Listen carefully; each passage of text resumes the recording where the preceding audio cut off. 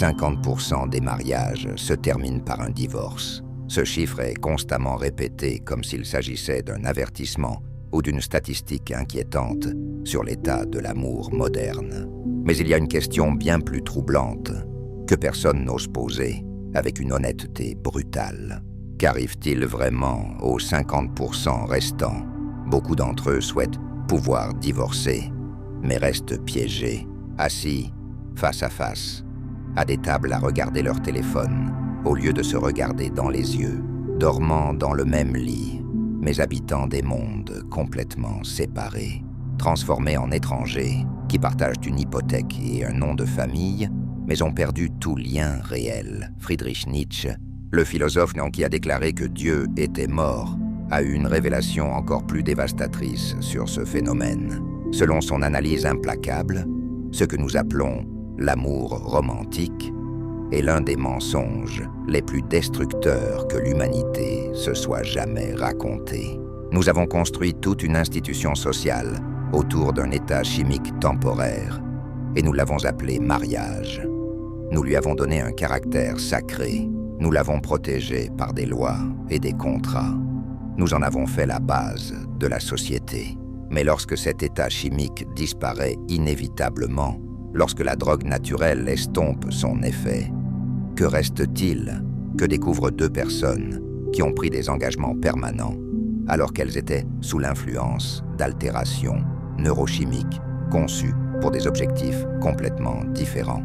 La réponse à cette question éclaire non seulement les raisons de l'échec des mariages, mais aussi quelque chose de beaucoup plus profond sur la nature humaine, sur la façon dont nous avons construit des systèmes qui contredisent notre biologie de base, sur la façon dont la recherche de la sécurité nous conduit paradoxalement à la destruction de tout ce que nous apprécions. Nietzsche a compris que derrière chaque divorce, il n'y a pas simplement deux personnes qui ont cessé de s'aimer. Il y a deux individus qui ont trahi leur nature authentique au nom d'un idéal impossible et qui paient maintenant le prix de cette trahison. Pour comprendre pourquoi les mariages s'effondrent si souvent, nous devons commencer par reconnaître quelque chose que les neurosciences modernes ont confirmé, mais que Nietzsche avait déjà deviné il y a plus d'un siècle. Tomber amoureux est littéralement une forme temporaire de folie, un état de conscience altéré, induit chimiquement par votre propre organisme. Lorsque vous rencontrez quelqu'un et que vous ressentez cette étincelle inexplicable, lorsque vous ne pouvez pas arrêter de penser à cette personne, lorsque le monde entier semble briller sous un jour différent, vous ne faites pas l'expérience de la clarté, mais de la confusion biologique. Votre cerveau est inondé de dopamine, d'ocytocine et de sérotonine, un cocktail de neurotransmetteurs qui crée de l'euphorie, de l'obsession et l'incapacité totale de percevoir les défauts de votre partenaire. Vous ne pensez pas clairement. Vous êtes sous l'effet de substances que votre propre corps produit, aussi altérées que si vous aviez consommé des drogues externes, sauf que cette intoxication est socialement célébrée et même considérée comme l'état idéal pour prendre les décisions les plus importantes de votre vie. Nietzsche a écrit qu'il y a toujours de la folie dans l'amour, mais il y a aussi toujours une raison dans la folie. La folie a un but évolutif pour vous amener à vous engager dans la reproduction et à créer des liens assez longtemps pour protéger la progéniture vulnérable. Mais ce mécanisme n'a pas été conçu pour durer éternellement. Il a été conçu pour remplir une fonction biologique spécifique, puis s'estomper. Cet état chimique élevé dure généralement entre 18 et 24 mois. Au cours de cette phase d'intoxication naturelle, les couples prennent des décisions qui changeront toute leur vie sous l'influence de drogues endogènes. Ils emménagent ensemble, se fiancent, planifient des mariages élaborés, fusionnent leurs finances, tout cela pendant que leur cerveau est littéralement altéré par rapport à son fonctionnement normal. Pensez à quel point c'est absurde. Vous rencontrez quelqu'un, votre biologie vous détourne chimiquement, et pendant que vous êtes dans cet état d'altération neurologique, vous prenez des engagements juridiques permanents, sans être capable de penser rationnellement à la personne en face de vous. Natch a compris que ce que nous confondons avec l'amour divin est en fait la volonté de puissance déguisée. C'est votre volonté inconsciente de vous posséder, de vous contrôler et de vous compléter à travers quelqu'un d'autre. Vous n'en tombez pas amoureux. Vous tombez amoureux de l'idée de résoudre votre propre incomplétude à travers lui. Vous ne tombez pas amoureux de lui. Vous tombez amoureux du fantasme qu'un autre être humain puisse combler le vide existentiel en vous. Mais la chimie du cerveau ne se soucie pas de votre bonheur ou de votre compatibilité réelle. Il se soucie de la reproduction et de la survie de l'espèce. Une fois que vous avez atteint votre objectif biologique, créer un lien de couple suffisamment fort pour produire et protéger la progéniture pendant les années les plus vulnérables, les produits chimiques diminuent naturellement. C'est pourquoi chaque mariage commence par un mensonge fondamental. La croyance que cet état temporairement altéré représente vos véritables sentiments permanents à l'égard de cette personne. Lorsque l'euphorie chimique prend inévitablement fin, les couples ne se rendent pas compte qu'ils ressentent un sevrage chimique. Ils pensent que quelque chose a mal tourné dans leur relation, qu'ils ont perdu la magie, qu'ils ont choisi la mauvaise personne. Il ne leur vient jamais à l'esprit que ce qu'ils vivent n'est pas un échec relationnel, mais une tolérance neurologique. Le même phénomène qui se produit avec n'importe quelle drogue lorsque le cerveau s'adapte à sa présence constante. Après 18 à 24 mois, quelque chose change radicalement. La personne qui semblait parfaite commence à montrer des défauts. Les conversations qui semblaient électriques deviennent routinières. Le contact physique qui vous donnait des frissons dans le dos semble maintenant banal. Les gens appellent cela l'échec de la relation, mais c'est vraiment une simple tolérance chimique. Votre cerveau, comme pour toute substance, s'adapte à la présence constante de produits chimiques de l'amour et cesse de produire la même intensité de réponse. Nietzsche l'a prédit dans son « Analyse de la psychologie humaine » lorsqu'il a écrit que l'avantage d'une mauvaise mémoire est que l'on profite des mêmes bonnes choses plusieurs fois, comme si c'était la première fois.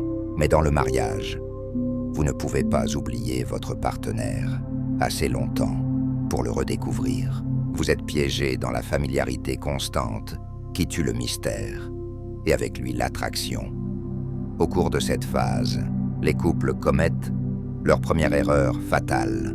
Au lieu de comprendre qu'ils subissent un ajustement neurochimique normal, ils interprètent la diminution de l'intensité comme la preuve que quelque chose de fondamental ne va pas. Elles pensent qu'ils ne la regardent plus de la même façon. Ils pensent qu'elle n'est plus aussi drôle qu'avant. Tous deux ont raison dans leurs observations, mais aucun des deux ne comprend pourquoi cela se produit. Les produits chimiques qui masquaient auparavant les incompatibilités se sont dissipés, révélant des différences fondamentales qui étaient toujours présentes, mais invisibles, pendant la phase d'empoisonnement. Des valeurs différentes, des objectifs de vie différents, des styles de communication différents, des attentes différentes.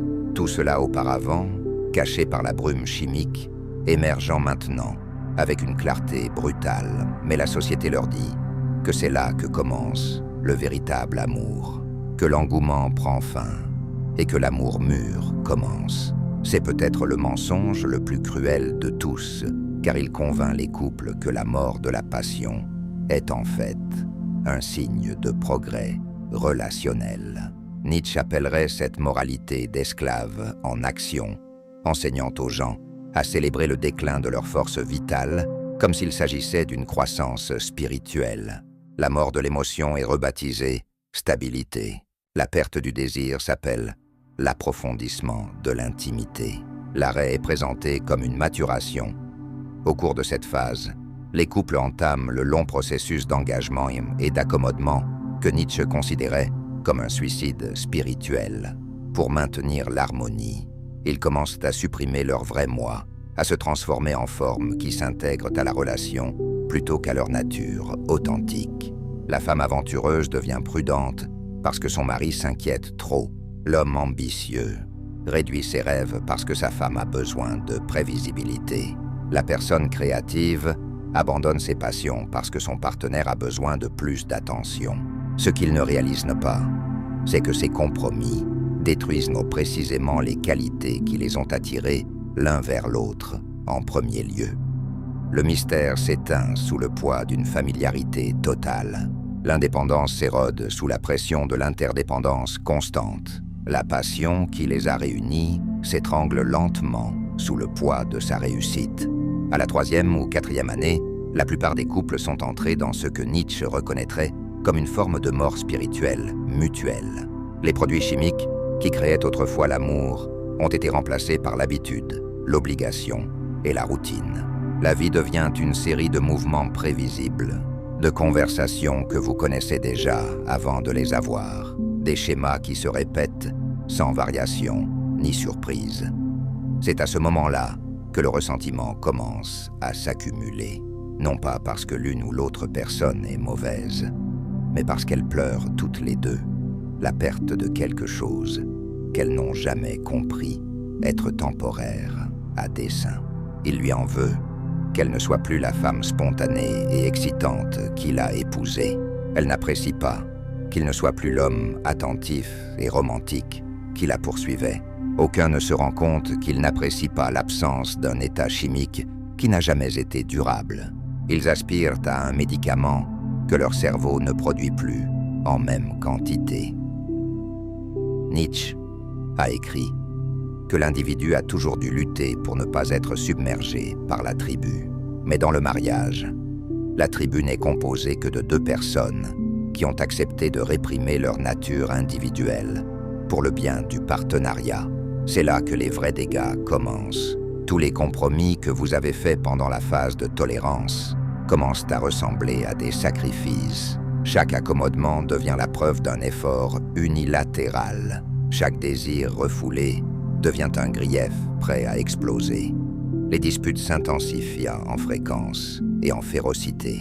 La femme qui a abandonné ses rêves professionnels pour soutenir ses ambitions commence à se sentir invisible, comme si sa vie n'avait de valeur qu'en termes de sienne. L'homme qui a fait des heures supplémentaires pour financer son style de vie commence à se sentir inapprécié, comme si ses efforts étaient invisibles ou pris pour acquis. Tous deux ont l'impression de donner plus qu'ils ne reçoivent, mais aucun des deux ne peut exprimer ce qui leur manque vraiment, leur moi authentique, qu'ils ont sacrifié sur l'autel de l'engagement.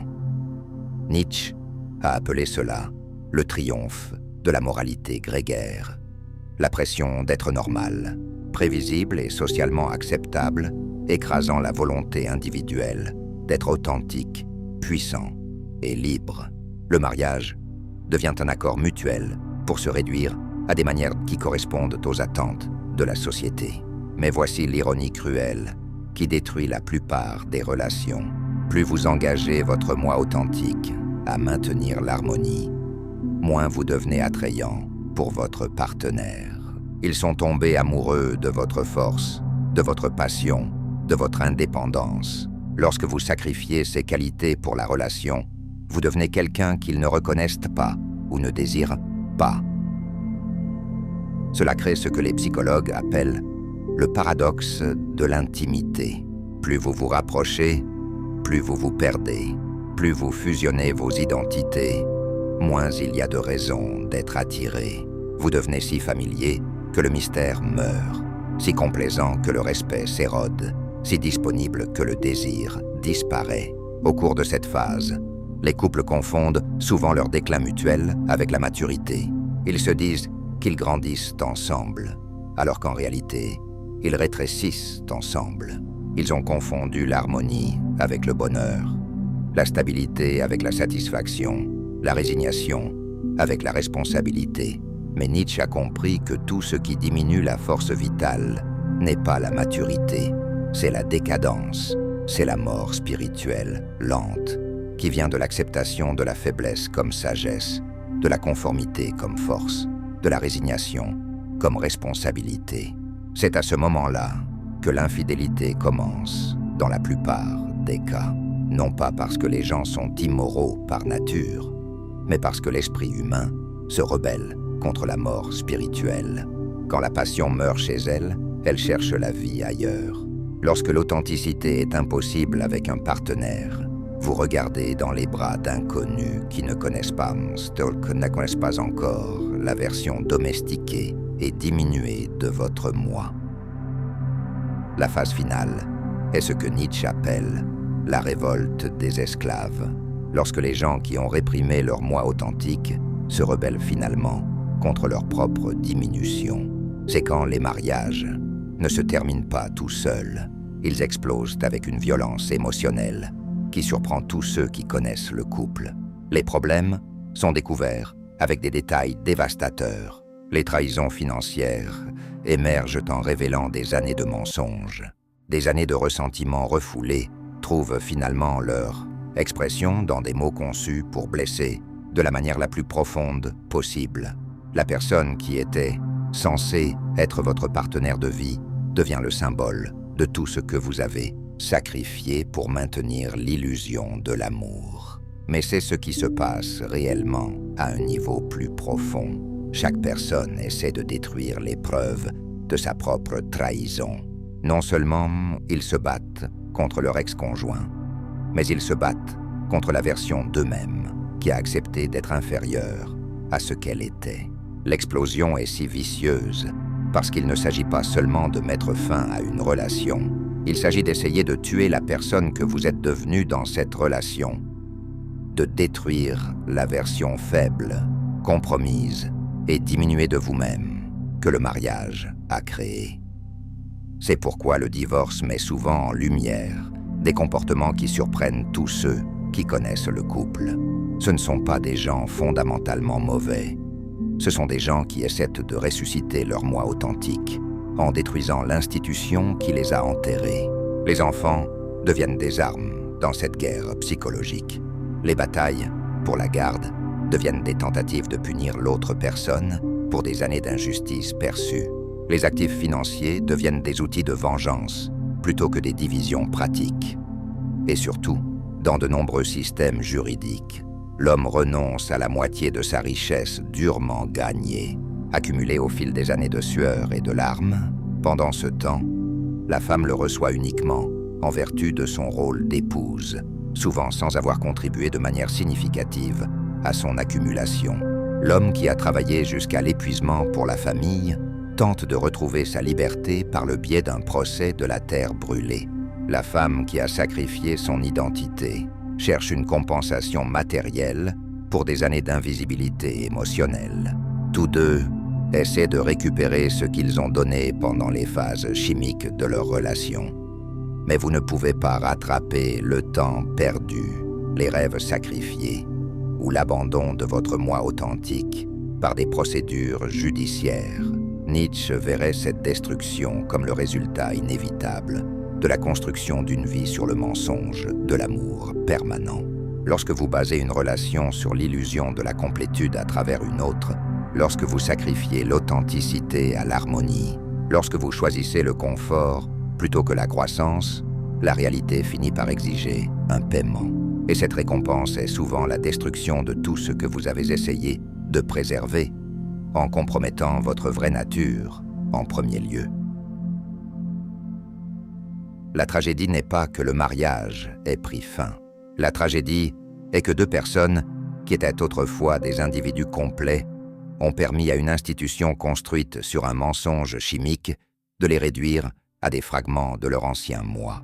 Nous pouvons maintenant voir l'image complète de la raison pour laquelle la plupart des mariages échouent, vue à travers l'objectif implacable de Nietzsche. Le mariage demande aux gens de prendre des engagements permanents, basée sur la chimie temporaire du cerveau. Elle exige que les individus sacrifient leur moi authentique pour le bien d'une institution qui promet la sécurité mais apporte la mort spirituelle.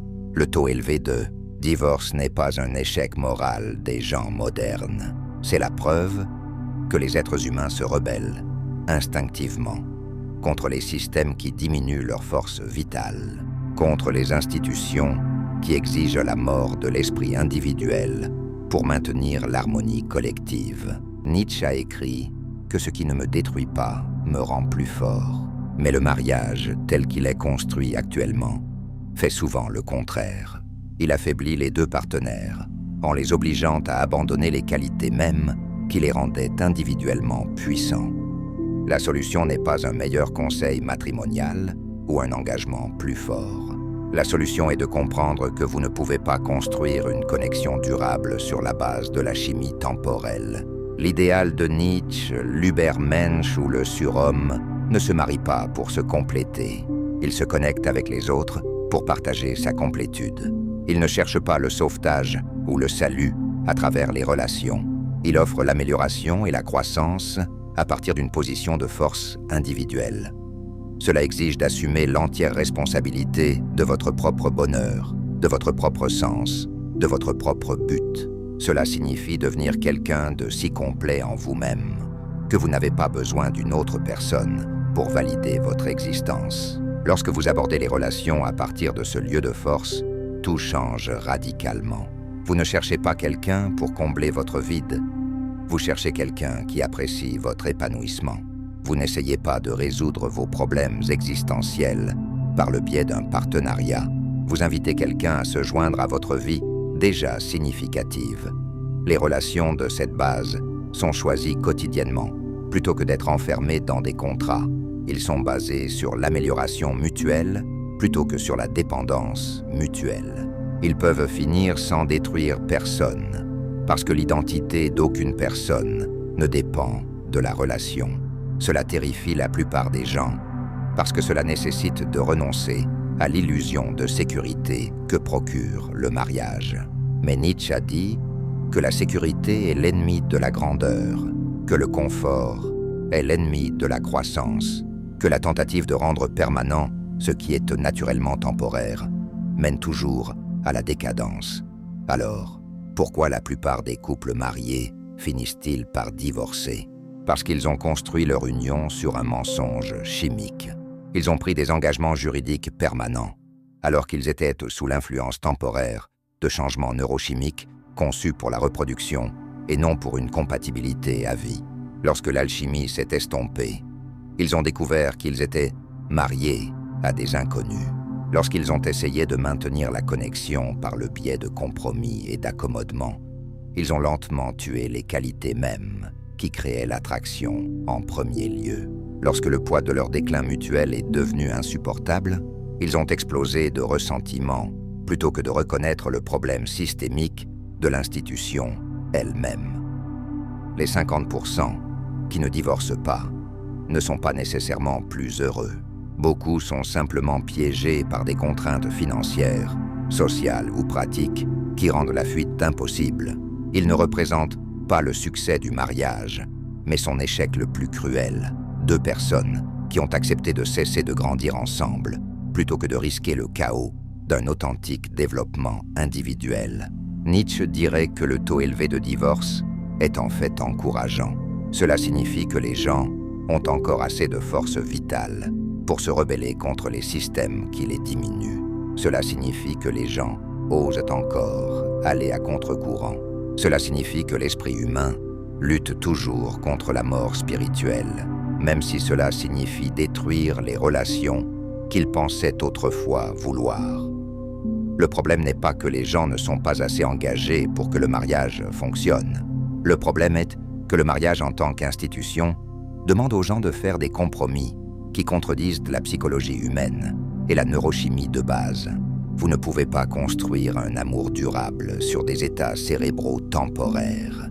Vous ne pouvez pas créer une connexion authentique en supprimant les moi authentiques. Vous ne pouvez pas générer de passion par la routine ou maintenir l'attraction par une familiarité constante. Le taux de divorce ne nous dit pas que l'amour est impossible. Il nous dit que la façon dont nous avons abordé l'amour est impossible. Sous la lumière claire et brillante de la philosophie de Nietzsche, nous pouvons enfin avoir une vue d'ensemble.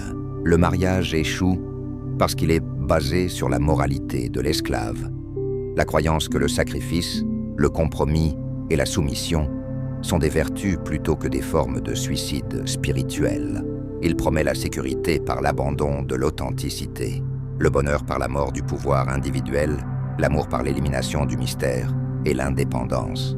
Mais Nietzsche a enseigné que la force authentique vient de la maîtrise de soi et non du sacrifice de soi, que le véritable amour découle de l'abondance et non du vide.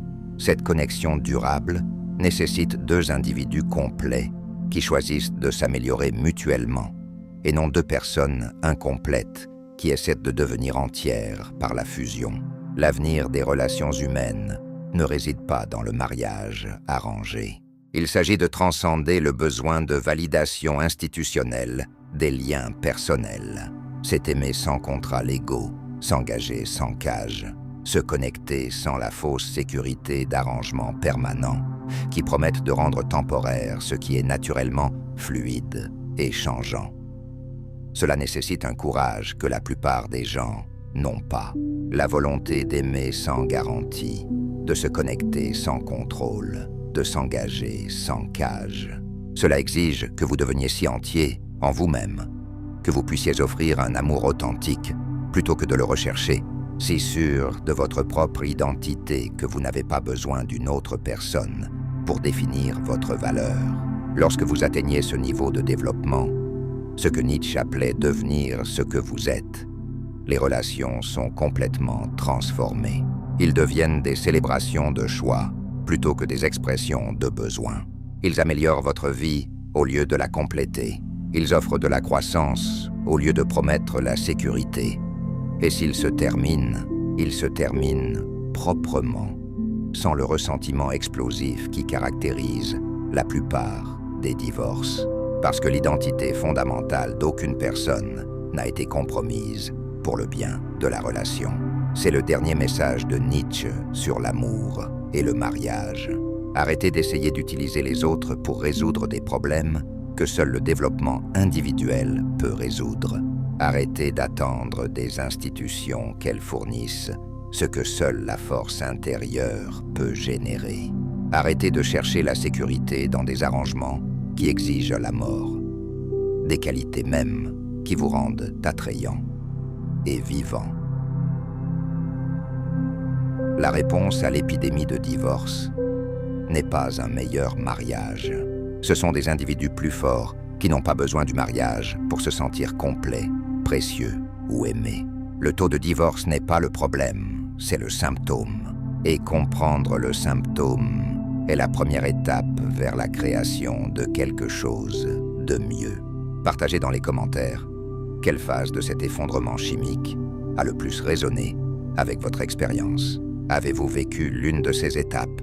Reconnaissez-vous ces schémas dans les relations étroites? La compréhension est la première étape vers la transformation, et votre expérience peut éclairer le chemin pour d'autres qui naviguent dans ces eaux troubles sans carte, pour les aider à comprendre ce qui se passe réellement.